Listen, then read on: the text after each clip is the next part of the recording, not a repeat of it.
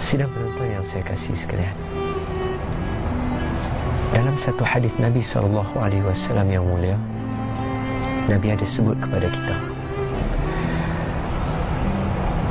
kurangkanlah kita daripada bercakap selain daripada berzikir kepada Allah Subhanahu wa ta'ala. Kerana orang yang banyak bercakap akan menyebabkan hatinya keras. Dan di hujung hadis itu Nabi sambung, Nabi kata, dan orang yang paling jauh dengan Allah adalah orang yang hatinya keras. Sidang penonton yang saya kasih sekalian,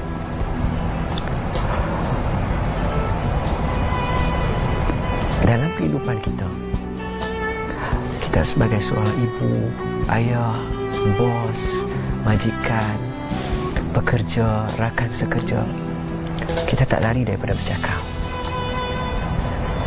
Tapi persoalan yang kita nak muhasabah diri kita hari ini, kita cakap kita itu mengingati Allah atau tidak.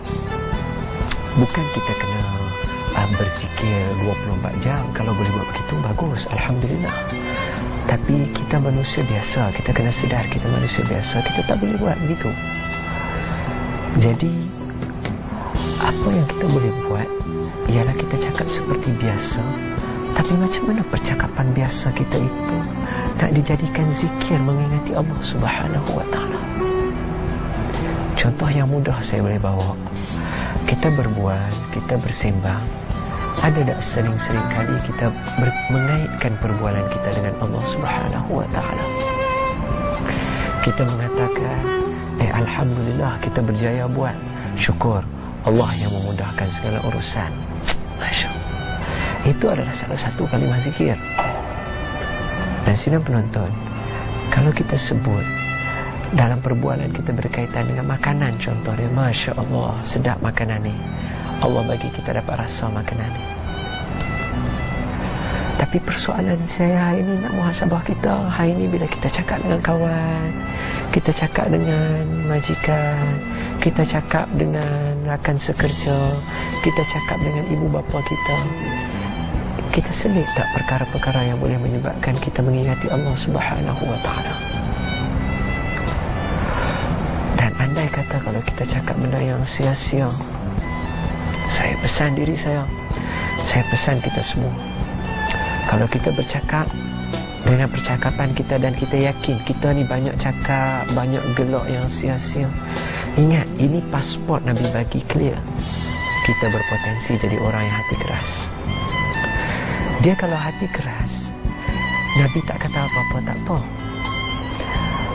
Persoalannya, masalah dia, Nabi kata, problem dia, Nabi kata ke akhir hadis tu, Nabi kata, orang yang paling jauh dengan Allah adalah orang yang hati keras. Itu yang saya takut untuk diri saya dan kita semua. Saya lagi banyak bercakap, tapi saya tak tahu sama ada percakapan saya ini bermanfaat atau tidak. Saya punya mengharapkan, ya Allah, jadikan percakapan ini sebagai percakapan, sebagai satu kebajikan. Macam mana dengan sidang penonton sekalian? Cakap kita lontarkan, kita sampaikan, mesti kena.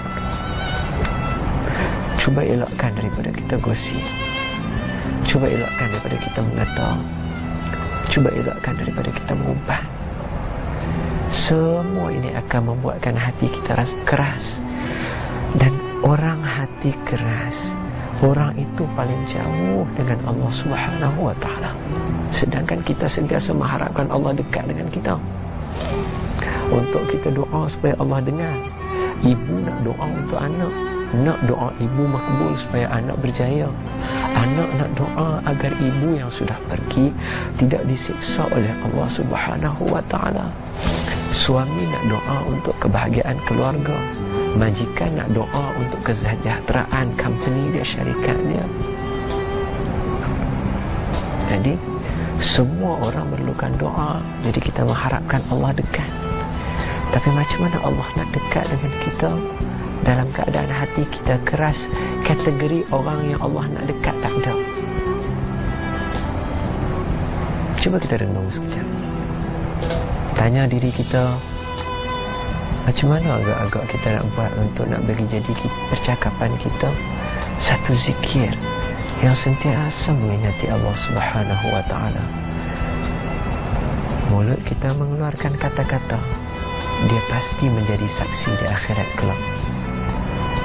Telinga kita mendengar perkataan kita, dia pasti menjadi saksi di akhirat kelak. Dan semua itu akan menjadi saksi dalam keadaan mengatakan kepada Allah, andai kata kita banyak bercakap, orang ini hati dia keras, dia jauh dari Engkau, wahai Allah. Adakah kita sama-sama mohon sama